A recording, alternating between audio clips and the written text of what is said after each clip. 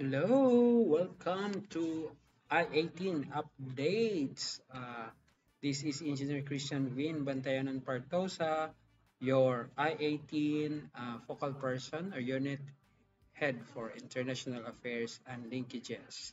So today is September 25, 2023, and we're glad that today is Family Day.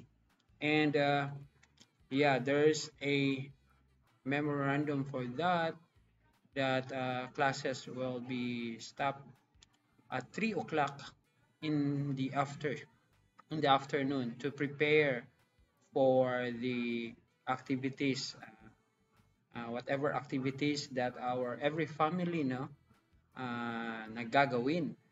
And enjoy this day na binigay po ng Philippine government, so that we could enjoy this day with our families. No? Ano ba yung mga activities natin, no? So sa lahat ng mga empleyado at mga estudyante, relax muna tayo sa mga natin. Relax tayo sa mga mga trabaho natin. Let's try to remember na yung dahilan po natin sa pagtatrabaho natin ay yung ating mga pamilya, no? So we have to muna natin, no? Isang tabi muna natin yung mga trabaho natin on this day. Ayun, para mabigyan natin ng atensyon. Ano ba yung lulutuin natin? Ano ba yung mga paghahanda natin na gagawin, no? So you have 3 o'clock to 5 para siguro magkumpra kayo ng mga pagkain na ihanda paggabi. Ayan. Saka yung mga bata ninyo sa paaralan, uuwi na yan sa bahay, wala ding klase. At sa mga estudyante din, wala na kayong klase. So, you have no reason to celebrate. Please inform, no? Sabihan ninyo yung mga magulang ninyo, mga kapamilya ninyo about this very important day. Every September, last Monday of September, ayan, mag-celebrate ng family day. Actually, it's a family week this week siguro. It's a family week.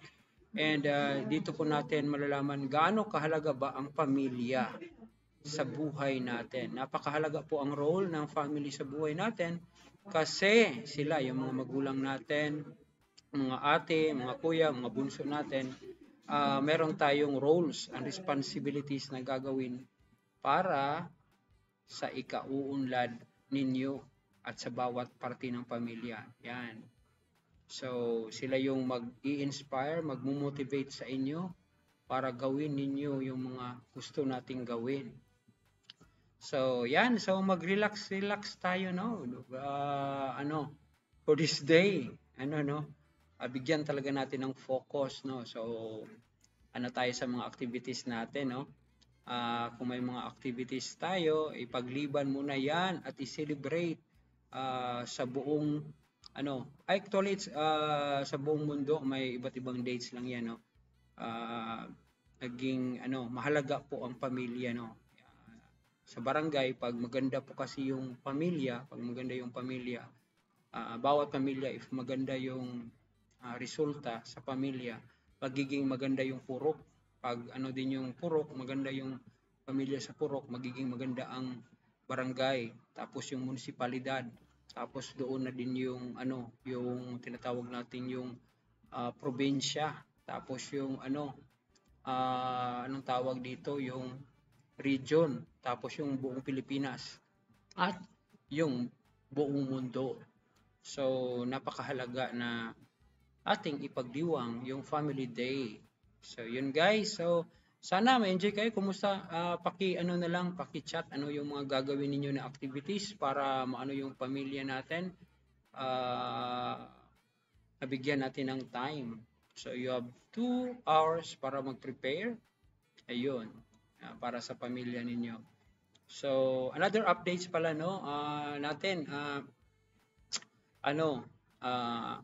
Sa civil service, no? Congratulations kay Ma'am Almira Lagunero at Jean Chris Tabiliran. Nakamit sila ng second place sa badminton. At sa mga kasamahan ko na sumali, no? Sa mga iba't ibang events, like meron tayong dama, si Sir Kabig, dama na women, si Ma'am Espejo, Ma'am Marilyn Espejo, doon sa tawag doon, DART, sina Sir Al Ismali, Al Hedri, Sally. Tapos andun sino pa ba sa DART? Kasama ni Sir Al. Si Sir Glenn at Sir sa Pinoy Henyo, Sir Kabig. Tapos tayo nung nag-organize ng chess kasi champion tayo last year. Si Sir Glenn sa chess. Ano pa bang events? Sina Dr. Sarita at JR sa table sa badminton. Nasa 24th place tayo at sa lahat ng mga GRMSU na campuses, tayo yung number 1 kasi number 25th daw yung main campus, 26 yung ibang campuses. So, sana may pagpatuloy natin yan. So, thank you very much sa pag-understand sa mga estudyante natin na naiwan. Sana ginawa lang ninyo yung mga assignment ninyo. At ayun. Yun yung updates natin. At ayun, may na-post tayo na merong activity this coming 27 but it's holiday. Ayan, parang I don't know, it's a virtual. So, membro pala tayo. I'll give you update. Sana nakapasok na kayo sa Google Classroom natin sa virtual office para makita niyo yung ating manual. So, ininyahan ko lahat ng mga faculty and staff na papasok doon. At saka membro po tayo ng CIMEO network. So, may mga seminars tayo, webinars. Sana sumali kayo.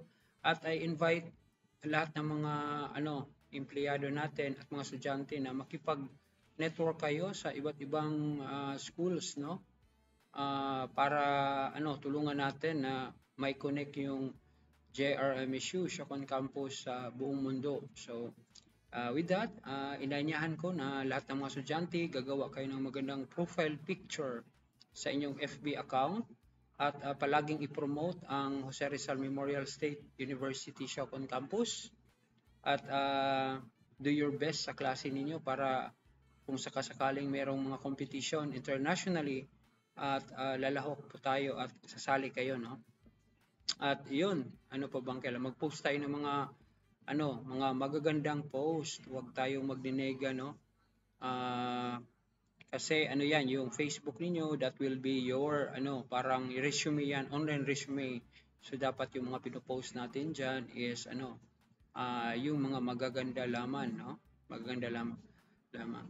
So yun, ano pa ba? Malapit na yung yung midterm exam. So sana maganda yung resulta ninyo sa inyong midterm exam. So just a reminder, meron pong part dyan sa ninyo, sa mga sa time ninyo every week, merong consultation. So sana nagko-consult kayo sa mga teachers ninyo sa every subject. Ano yung mga kulang ninyo? Dapat kayo yung pupunta sa teacher, Dapat partner kayo sa learning. Huwag kayo matakot sa teacher ninyo. Kasi very important sa learning na hindi po tayo takot, kasi kapag takot tayo mawawala, close ang limbic system natin. Yung limbic system, yun yung responsible for learning. So dapat happy kayo once you are in the learning process. Dapat happy. So yung makulang niyo, kindly puntahan nyo during consultation hours. Punta kayo at i-comply yung mga requirements niyo para para maganda yung grades ninyo. So pagkatapos na magko-compute na kasi yan ang grades sa midterm. And then yun, dapat mag-study every day, Study every day. And sana please do comment ano ba yung gagawin ninyo, Ano ang gagawin ninyo ngayon? Balik tayo sa family day. Ano ba yung gagawin ninyo ngayon para sa pamilya ninyo? Meron ba kayong regalo? Meron ba kayong activities, kainan sa labas? Mayroon ba kayong kwentuhan, gawa kayo ng mga laro, Mag-usap kayo ng mga goals ninyo sa buhay. Dapat bawat pamilya matulungan natin ano ba yung goals nila, alamin ano ba yung gusto nila sa buhay, kumusta ang inyong pag-aaral, kumustahin niyo yung mga magulang ninyo, if kumusta sila, okay ba? Ayan, so tawagan natin pag malayo tayo, tawagan natin, i-call natin through phone or sa Facebook Messenger para ma-connect po tayo sa pamilya natin. Napaka-importante na ma-connect sa pamilya natin. So ano, sa mga kasamaan ko, ano naman yung ano yung gagawin ninyo? Sana wala kayong mga gagawin na activity, no? Na trabaho, relax muna. Relax muna, sana walang gagawin na bukas kasi bukas trabaho na ulit. Ayun, doon tayo magtatrabaho. It's coming 3 o'clock. Ayan, relax muna kung may time. Sana meron tayo. Bigyan natin ng time yan kasi binigay ng gobyerno sa atin. So, dapat pag holiday, pag trabaho, pag maglaro. Ayun. So, maraming salamat, no? Sana may naitulong po tayo yung natin, yung ating I-18 update sa inyo. See you po next time sa ating I-18 updates. And always remember po, learning is lifetime. Bye everyone!